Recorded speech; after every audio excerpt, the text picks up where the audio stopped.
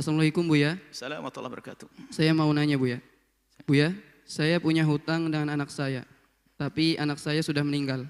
Apa boleh saya cicil Buya? Niat saya mau disumbangkan ke Al-Bahjah. Mohon penjelasannya Buya.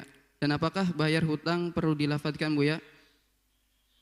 Baik, jika anak Anda meninggal dunia, maka harta anak Anda diwaris. Siapa pewarisnya? Pewarisnya adalah diantaranya Anda sebagai ibundanya dan saudara-saudaranya atau anak-anaknya kalau dia punya anak.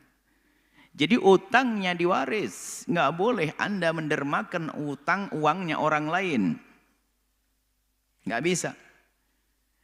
Nah, jatah Anda dari waris tersebut boleh Anda sedekahkan. Anda seorang ibu, mungkin dia punya anak dan sebagainya, anggap saja 1/6.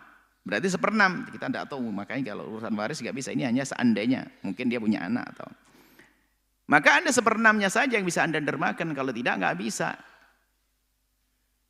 Yang Anda boleh dermakan hanya haknya Anda. Mungkin dia punya saudara dan seterusnya, seperti itu ya. Jadi ini nasihat buat semuanya bahwa biarpun untuk kebaikan nggak boleh seenaknya. Biasanya ini orang yang paling tua ngatur, bahasanya apa? Ini kita harus sedekah, abah ini kita akan sedekah untuk abah, kita bangun masjid. Anak paling tua ngomong, harta peninggalan digunakan untuk bangun masjid. Kelihatannya benar, nggak boleh, haram. Tidak semua saudara-saudaranya setuju kok. Bahkan tradisi sebagian orang kan mengadakan tahlilan, mohon maaf.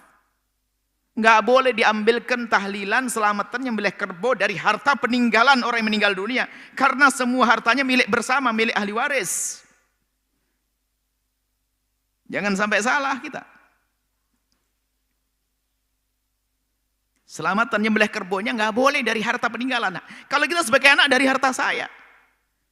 Kalau dari harta peninggalan apakah boleh mutlak? Nggak boleh. Oh boleh, dengan catatan semua ahli warisnya sudah balik dan menyetujui. Oke, artinya itu sedekah dari sang anak.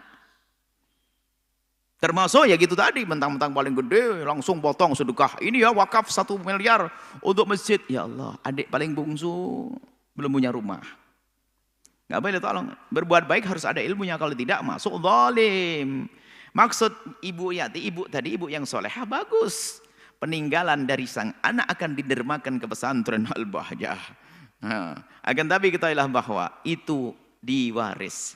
Sebab utang yang Anda ambil itu adalah miliknya dia waktu hidup. Setelah meninggal itu harta yang diwaris. Harta yang diwaris. Kemudian Anda boleh mengeluarkan sesuai dengan jatah Anda. Kecuali semua ahli warisnya menyetujuinya, baru seperti itu. Semoga semuanya bisa berhati-hati urusan waris ya. Ada hak anak yatim kadang-kadang. Nggak boleh seenaknya sendiri, khususnya yang paling alim di keluarga tersebut, yang paling tua di keluarga, yang paling punya kuasa di keluarga tersebut. Nggak boleh Anda seenaknya mengeluarkan harta waris. Harus ada aturannya. Dan aturannya pun dibagi pun kan setelah 5 hal. Setelah hutang kepada Allah, mungkin pernah wajib haji, punya nadar, punya kafarah, kemudian hutang kepada manusia, kemudian setelah itu urusan zakatnya, kemudian yang keempat adalah wasiatnya, kemudian yang kelima adalah urusan pembiayaan perawatan jenazah. Kemudian setelah itu apa? Baru dibagi waris itu, tidak semerta-merta dibagi ya. Harus ada aturannya, semua ikut petunjuk ulama. Datang ke ulama nanti akan menjelaskan. Semoga Allah mengampuni semua, mudahkan semua, dan semoga Allah memberikan bimbingan kepada kita semua. Allah alam bisawab. Mohon maaf Buya, apakah bayar hutang perlu dilafadzkan Buya? Bayar hutang enggak? Enggak perlu dilafadzkan bayar hutang. Yang penting diterima sama yang. Nah, cuman kalau enggak dilafadzkan itu khawatir, ya, enggak ingat yang punya uang, akhirnya belum bayar kamu. Ya, tidak harus dilafadzkan, karena sudah kita berikan. Tidak harus dilafadzkan. Ini bayar utang tidak. Biasanya sudah mengerti. Kalau belum mengerti orangnya ya sudah. Sudah nagih berkali-kali kita bayar, harus ngomong. Mana duitnya? Sedang insya Allah minggu depan dan sebagainya. Kita kasih, selesai. Gak usah ini utang saya. Enggak harus. Cuman kalau tidak dilafadzkan, jangan-jangan orang yang kita beri tadi nggak sadar. Akhirnya dianggap utang kita belum dibayar. Maka di saat kita meminjam uang hendaknya pakai hitam di atas putih. Dan di saat kita menyerahkan hendaknya hitam di atas putih. Agar tidak ada setan yang masuk di antara kita. Karena sudah ada setan masuk, prasangka buruk. Makanya yang pinjam uang tidak pakai hitam di atas putih, setan masuk. Utangmu kan tidak ditulis, nggak ada yang tahu, nggak bisa nuntut dia. Jangan dibayarin, setan. Yang membayar tanpa hitam di atas putih, setan membisikkan kepada yang punya uang, belum dibayar tuh. Belum ada hitam di atas putih, kau bisa nuntut dapat duit baru lagi. Na'udzubillah. Setan menggoda, setan menjerumuskan. Semoga Allah mengampuni semua dan membimbing kita semua. Wallahu a'lam bishawab.